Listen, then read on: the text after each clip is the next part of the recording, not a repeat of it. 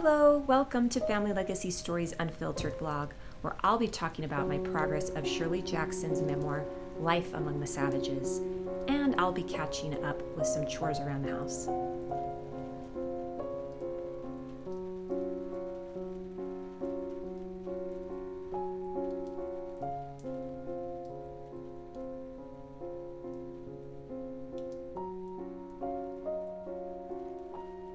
Hi everybody, welcome to Behind the Scenes on Family Legacy Stories.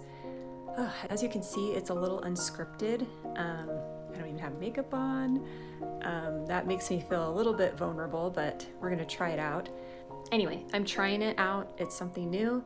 Today, I want to get to reading Shirley Jackson's Among the Savages because I really want to dive into those concepts on how she was able to write her memoir. How was she able to write with kids around? And so I'm interested to see her techniques or kind of her narrative around that. And sorry about the microwave beep in the back. I am actually cooking up some soup. It's a really cold day, but I'm really looking forward to eating it. Also looks like my hand's really shaky in this video. Anyway, that's what my plans are today. I also want to clean my office. It's really disorganized. You normally see like my curated bookshelves and they're nice and pretty, but the other side of things is a little bit left to be desired. It's kind of a mess. It's cluttered, but it's definitely doable and fixable. I also have a monitor that I want to try to put up, and it's a bigger monitor because I can't really see a lot on my laptop. So there you have it. That's my goal today. I want to clean up my office a little bit. I want to organize it better. And then I also want to get to reading Shirley Jackson's Among the Savages and really dig into those concepts and just enjoy reading it in general. So I will see you later with an update. Okay, so I'm reading Shirley Jackson's Life Among the Savages, and I've been saying the title wrong the entire video. But anyway, I gotta say, I'm obsessed. It's hilarious, chaotic, and somehow so relatable, even though it was written decades ago. One of my favorite things about it is how she captures the total absurdity of everyday life. Like the tiniest things turn into full-blown disasters, and it's just so real. Then there's the struggle between being your own person and keeping everything together. She's a writer, a mom, and basically trying not to lose her mind. And honestly, there's this quiet rebellion in it. She's playing the role of the perfect housewife, but you can tell she's side-eyeing the whole thing the entire time. I'm having so much fun with this book, and I have a lot more thoughts. Here's what I think about it.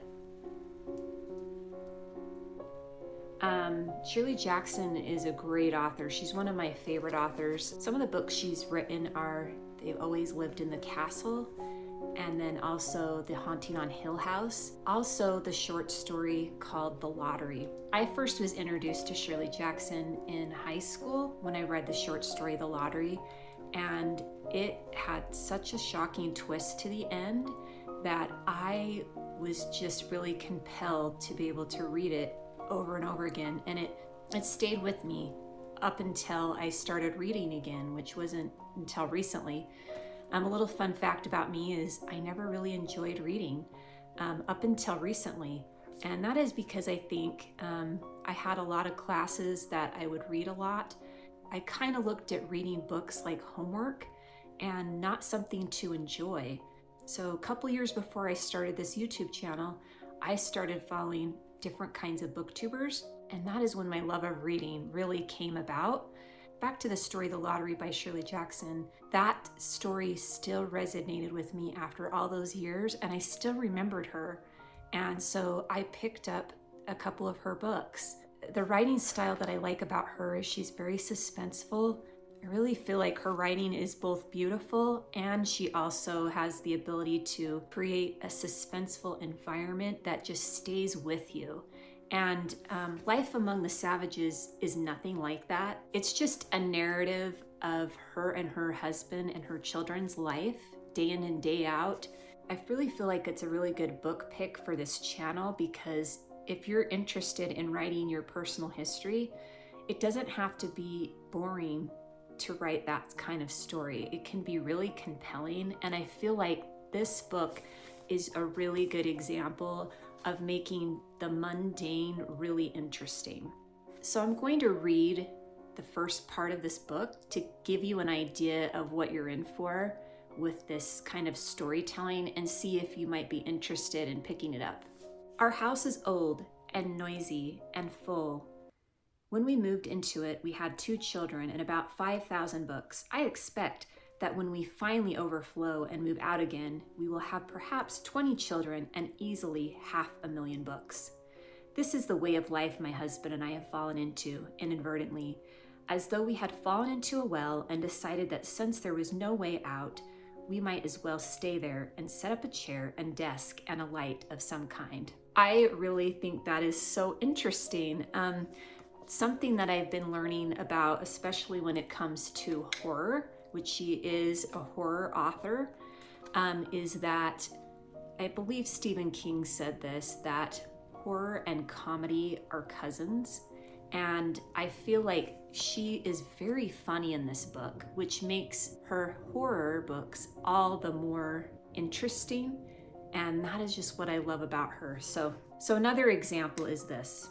If I look around sometimes at the paraphernalia of all the living, sandwich bags, typewriters, little wheels off things, and marvel at the complexities of civilization with which we surround ourselves, would we be pleased, I wonder, at a wholesome elimination of these things so that we were reduced only to necessities, coffee pot, typewriters, the essential little wheels off things?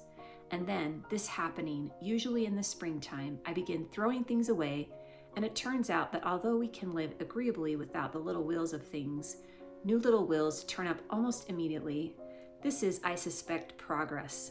They can make new little wheels, if not faster than they can fall off things, at least faster than I can throw them away.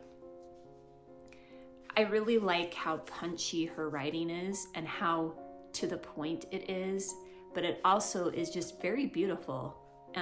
It's very beautifully simplistic in the way she writes. So I'm about 46 pages in, and I'm really enjoying this book quite a bit. It's not a very big book.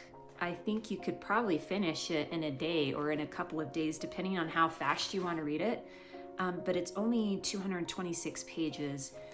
And so I'm just really enjoying it. I'm enjoying her wittiness. I'm enjoying her practicality in her writing. And also, I'm sure it's not easy to write like this, but it is inspiring me to be able to at least try out how I could potentially write in this narrative format. And so I'm excited to get writing on a particular story in my life with this as a reference. I'm not sure kind of what story that I would write particularly in my past. I'm trying to think of something that would work. Maybe it is about family life. Maybe it is about the work that I do day in and day out. I am not really sure on how I want to apply these kind of principles and kind of insights that I'm learning from this book, but I will keep you updated on it. But so far, loving it, and I hope that you pick it up and that we could read it together. And please give me your feedback on what you thought about the book and how you want to incorporate it maybe in your own personal history. All right, so I'm taking a little break from reading to actually clean up my library room because honestly, it's a disaster in here. Books are everywhere, random papers piled up, and I really need to clear some space so I can put this monitor together. Before I get to that, I just wanted to share this passage that really stuck with me. It was a good old house after all. Our cats slept on the rocking chair, our friends came to call. We accustomed ourselves to trading at certain stores, and we bought our cheeses locally, and we found a doctor and a dog. Laurie entered the community nursery school and learned, as I had, to identify the house by saying, "It's the old Fielding house, the one with the pillars." I looked from the front porch and through the glass of the front door, seeing the slim line of the stairway and the bright curtains in the dining room. "It's a good old house," I said. I love how Jackson makes a house feel like a living, breathing part of the story. It's not just a setting, it's a home. Okay, time to tackle this mess. Wish me luck.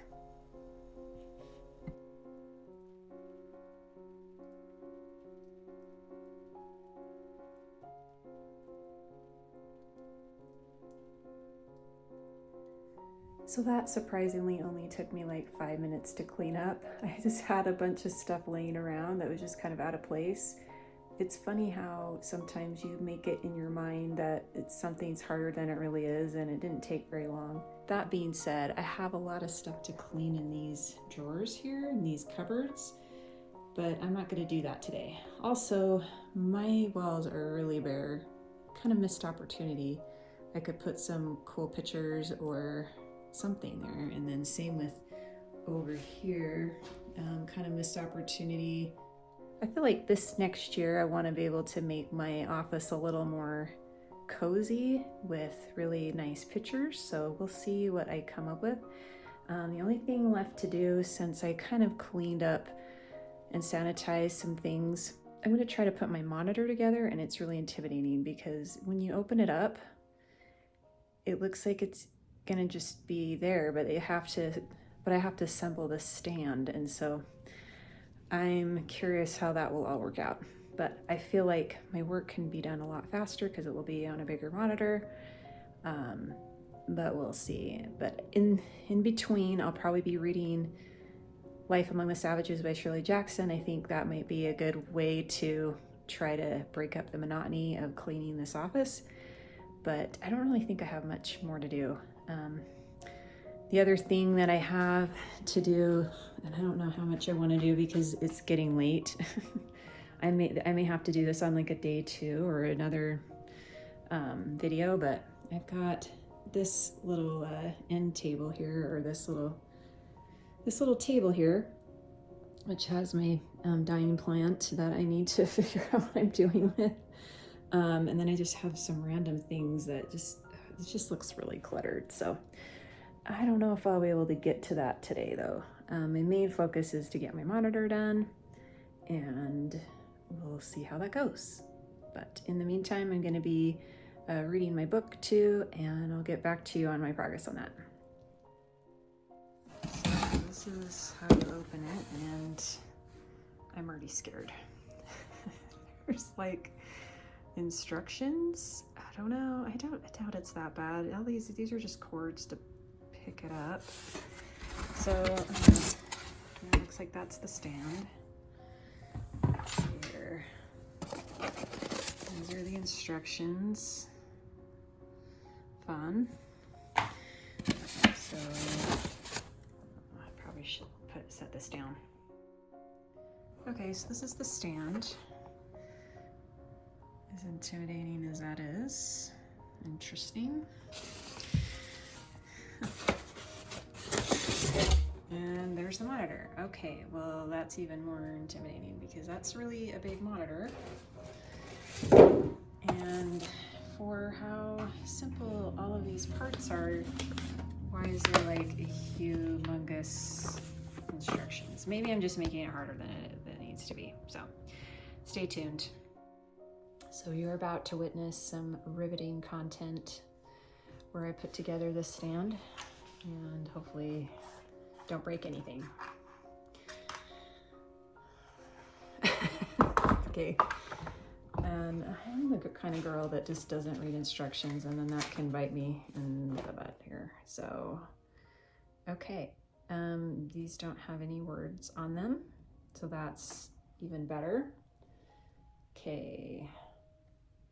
And I can't see without my glasses, so I will be back. Okay. As I opened them further, I just can't demonstrate how intimidating these instructions are when there's only 1, 2, 3, 4, 5, 6 things to put together. I don't understand why it's that complicated. I did find this mysterious screw down here where you can screw in this. I'm just going to see where that takes me. Okay, that feels to be sturdy. All right. Okay, all right.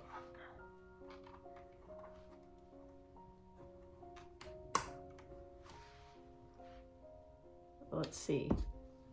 I gotta flip the camera around. it looks like it's positioned really well. It's sturdy, and I haven't read a single instruction yet.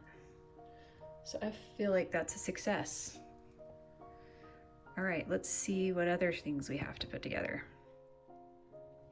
Oh, they want me to put on the monitor first. So we need to undo all the things I just did. So let's do that. Little did you know that this is a how to put together a monitor instead of a family legacy story. Did I catfish you on this channel? I'm just trying to do the very, very best I can here. Okay, well,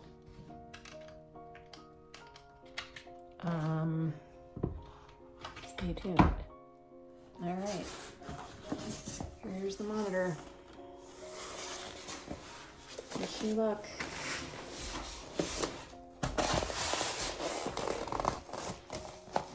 To avoid danger from suffocation. Don't need to worry about that.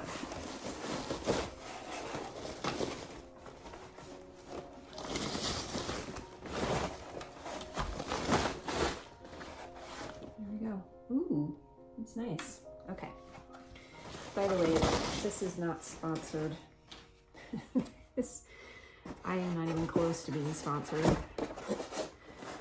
But here we are. Okay, so now I need to put this thing in the monitor. Yikes. Okay, stay tuned. Now it goes in the back here. And I'm gonna read the many instructions that there are with no words.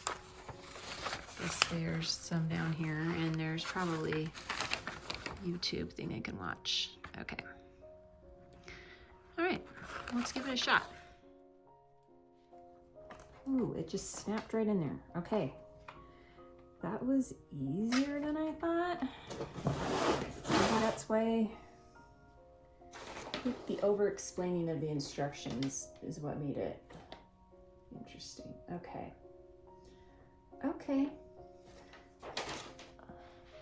Now I'm gonna do this off camera, is hook on the bottom base to the monitor, because let's be real, I break things. I'll be back. Okay, that's good that wasn't on camera. That was interesting, but I think we've got it figured out now. Okay. I think I've got it. Phew, I did it. I did it. Yay. I did it. All right.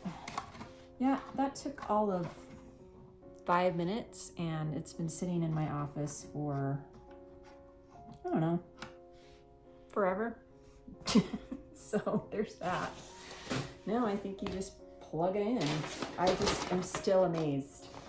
There are 16 steps when there was a total of 3 putting them together. I think maybe it's how the chords work, and you just need to figure that out. Anyway, I'm sure you enjoyed that little tidbit.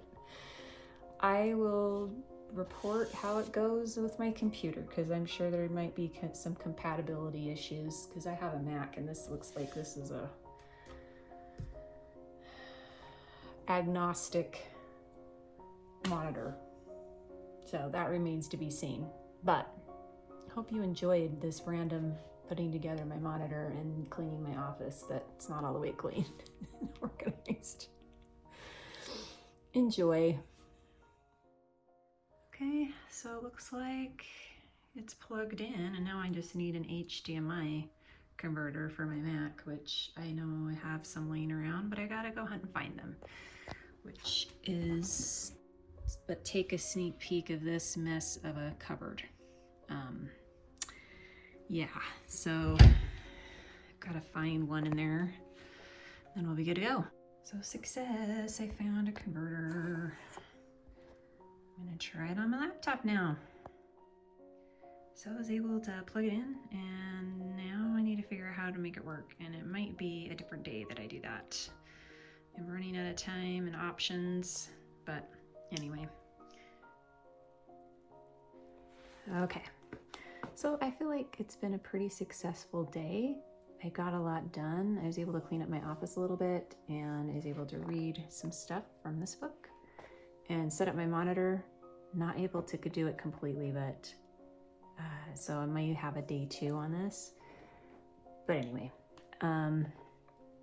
that's neither here nor there.